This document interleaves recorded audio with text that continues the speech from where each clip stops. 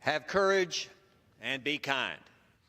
These were the words Megan Rondini left behind on a white board in her school apartment.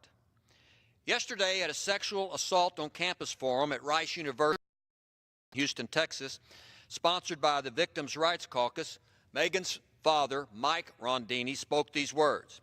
He's from Austin, and he tries to live by these words every day. Megan Rondini was sexually assaulted while a student at the University of Alabama in 2015.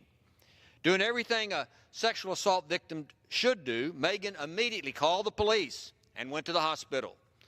But the hospital did not have a sexual assault forensic examiner or a SANE on staff, meaning no one was there trained to properly deal with a sexual assault victim or properly collect DNA evidence for a rape kit.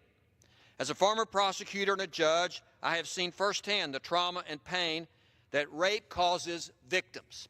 Sometimes that pain never goes away. The hospital's failure to provide adequate care left Megan feeling hopeless and alone. But after the hospital, she went to the police station, and there she was treated with disdain. The police didn't believe her and instead read her, the victim, get this, the Miranda warnings. Are you kidding me? Rape is never the fault of the victim. When Megan sought counseling at the university, the counselor abruptly interrupted her and told her she was close to the family of the rapist and promptly turned Megan away, providing no other counselor. Megan was completely failed by the system, by the university, the hospital, and the police. And Mr. Speaker, not long after, she took her life. Megan's story is heartbreaking, but her memory reminds us that we must be tenacious in fighting sexual assault on campus and everywhere else. The unfortunate reality, Mr. Speaker, that stories like Megan are common. Congressman Olson and Culberson and I joined together at the forum yesterday, and we've all heard stories about this from victims. It's always personal.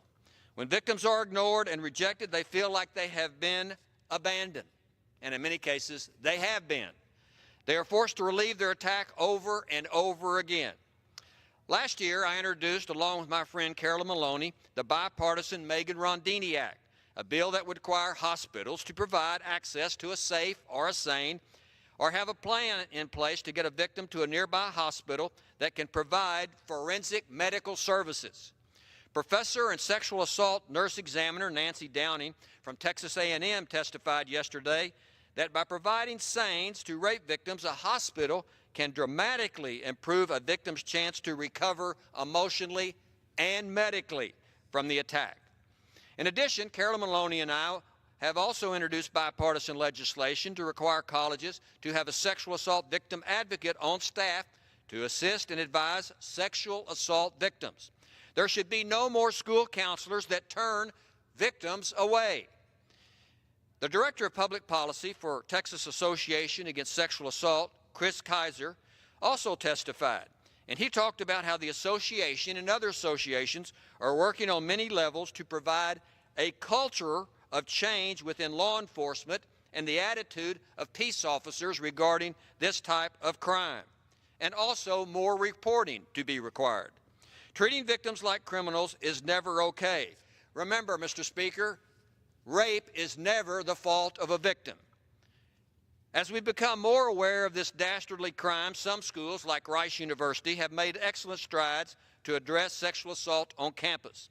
The Rice Dean of Undergraduate, Dr. John Hutchinson, and former Rice Student Body President, Justin Onwenu, both testified about the many positive, proactive steps Rice has taken against other universities. The universities require all students to participate in a student-driven 6-week course that teaches young college students to notice the signs of sexual assault and work to change the culture that allows sexual assault to occur on campus. It's work like this that will help foster a culture change where survivors of sexual assault will feel supported by our community.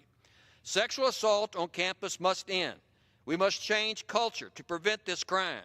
We must give victims support to recover and become survivors.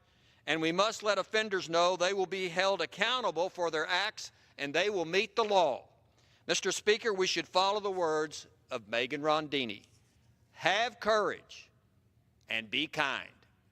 And that's just the way it is.